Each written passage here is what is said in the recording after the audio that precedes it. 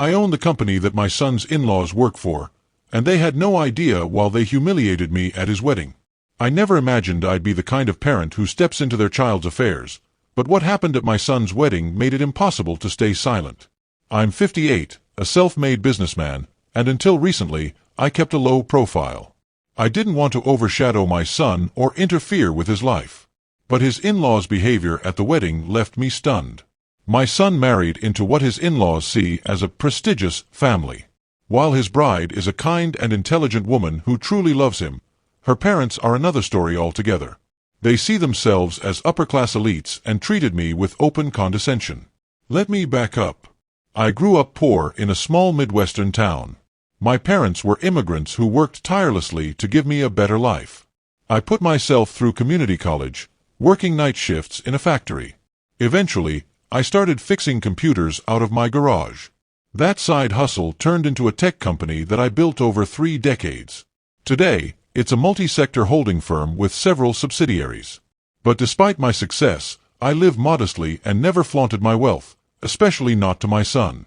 He knew I was comfortable, but not the scale of my achievements. I wanted him to carve out his own path. 6 months ago, the wedding planning began. His fiancée's parents took full control. When we first met, they barely acknowledged me, too busy bragging about their vacation homes and country clubs. When I offered to contribute to the wedding, they brushed it off, saying they didn't want budget issues compromising the celebration. They held it at their country club and handled everything themselves. When I arrived in my tailored navy suit, classic, elegant, nothing extravagant, my daughter-in-law's mother gave me a once-over and loudly commented to her friends that some people just don't understand formal wear. She then proceeded to name-drop designers like it was a red carpet event. The ceremony was lovely, but the reception was a nightmare of passive-aggressive remarks and thinly veiled insults. At one point, I overheard her father telling guests that he rescued my son from humble beginnings by giving him a job at their firm, Jensen & Associates, completely ignoring my son's MBA and years of hard work. The irony. Jensen & Associates is a struggling company I quietly acquired last year through my holding firm.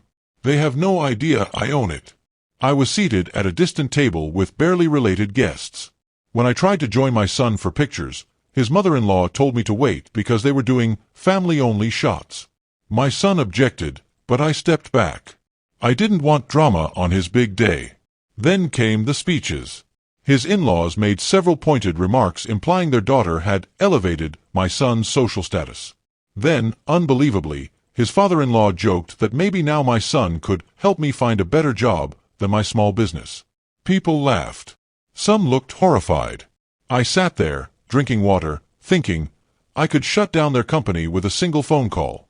They had no idea that I saved Jensen & Associates from collapse after years of poor leadership. I didn't care that they disrespected me, but watching them mistreat waitstaff, vendors, and anyone they deemed beneath them crossed a line. I saw a young waitress nearly cry after the mother-in-law scolded her for spilling water. I stayed silent, for my son. I congratulated the couple, thanked the in-laws, and went home. The next day, they sent a group email with photos and some thinly disguised jabs at our cultural differences.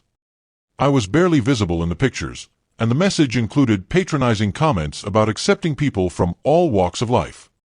That was the final straw. On Monday, I called an emergency board meeting. As majority shareholder, I had every right to be there. When I walked into the room, their jaws dropped. His father-in-law literally spilled his coffee. I didn't yell or gloat. I calmly introduced myself as the owner of their parent company and explained that we'd be restructuring the leadership team. I used the same patronizing tone they'd used on me. I laid out a report showing 5 years of mismanagement, lost market share, and sky-high employee turnover. I showed them just how close their company had come to collapsing before I stepped in. The smugness vanished. Since then, they've been uncharacteristically quiet. My son called, laughing. Apparently his in-laws suddenly want to host a casual family dinner and get to know me better. Imagine that. Their employees started reaching out too, sharing stories about how poorly they'd been treated over the years. Seems the apple didn't fall far from the tree. I haven't accepted their dinner invite yet. Part of me wants to let them sweat. But I'll probably go, for my son's sake. Maybe I'll wear my best suit this time, and casually mention the international expansion plans. Maybe I'll even bring up those employee complaints. It's not about revenge. It's about dignity. I never cared about their wealth or status. I just wanted them to treat people with respect. Maybe now, they'll finally learn what success really means. Am I wrong for finally revealing my role? I didn't do it to show off. I did it because I couldn't sit by while they disrespected others, knowing how they likely treat their own employees. Sometimes the best lessons come in the most unexpected ways. Follow-up. I didn't say anything at the wedding because it was my son's day. My son and daughter-in-law are good people. They've built their life on hard work, not privilege. The in-laws still have their jobs, for now. Their performance will be reviewed just like everyone else's.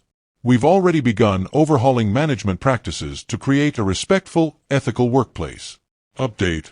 We had that family dinner. The in-laws were humble. Apologies were made, probably more out of fear than sincerity, but still. My daughter-in-law was deeply embarrassed by their behavior, but I told her not to worry. What's done is done. Final note. A month later, things are changing. The company is evolving. The in-laws are trying, though old habits die hard. My son and his wife are thriving. And as for me, I think it's finally time to dust off that vintage Porsche I've had in storage. If this story moved you, hit subscribe. One click helps us reach 1,000 people who still believe respect matters more than money.